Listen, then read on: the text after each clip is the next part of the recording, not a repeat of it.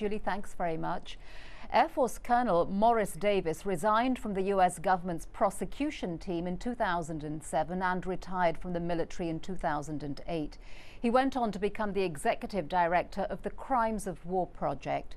In an interview with the British newspaper The Observer, Davis describes the interrogation methods at Guantanamo as torture and in breach of the U.S.'s own statutes on torture.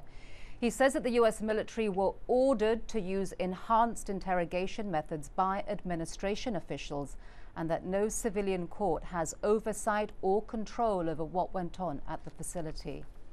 And Colonel Morris Davis joins me now to discuss this further. Thank you very much for talking with us here in Al Jazeera. It's my pleasure. So if the detainees were tortured and that they were ordered to do this by administration officials during the Bush administration, should former President George W. Bush, along with Cheney and Rumsfeld and others, be prosecuted? At least there should be an investigation.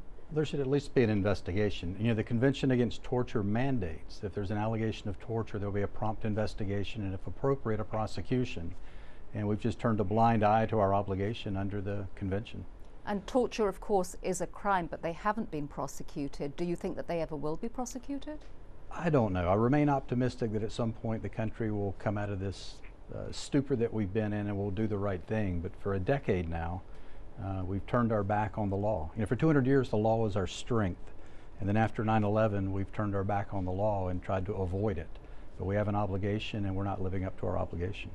Right, and the people who carried out the torture, the military interrogators, I mean, they must have known that it was wrong. Why do you think that they didn't just say no? Well, some did. And again, they were not all military interrogators. There were, you know, CIA, FBI, military, and a lot of those were contractors. The waterboarding of Abu Zubaydah, for instance, was administered by the CIA by a contractor that they hired. Some people did. Ali Soufan was an FBI agent who was at Guantanamo quite often, who eventually left the FBI because he said enough was enough. I mean, this American ideals and American values, there's a line that you just can't cross, and we crossed that line.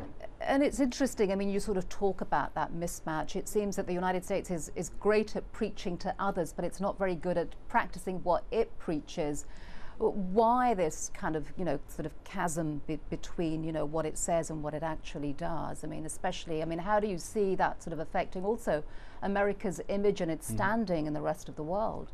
Well, America is an exceptional country, and people here believe very strongly in American exceptionalism. But then we try to claim there's an American exception whenever we do what we would condemn anyone else for doing. You know, we're not a party. We led the effort for the Rome Statute to create the International Criminal Court, and then 7 countries voted against it, including us. So we're not a party to the ICC. The Convention on the Rights of the Child, there are 2 countries on the face of the planet that are not signatories, the United States and Somalia. So we're great at leading the effort and cheerleading everyone else and insisting they be held accountable, but we don't hold ourselves to that same standard. Right, and just very quickly, President Obama has promised to close Guantanamo Bay. Of course, it hasn't been closed. One, do you think that will ever happen? And do you ever foresee a situation where these trials will actually be held in federal courts? I hope so. I mean, it's been a real disappointment. I think between the teabag extremists on the far right and the total lack of leadership from President Obama, Guantanamo still exists a decade. But who's tying his hands?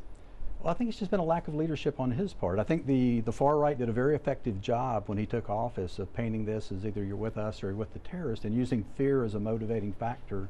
And President Obama just didn't have the backbone to stand up to him. All right, Morris Davis, thank you very much for talking with us. My pleasure.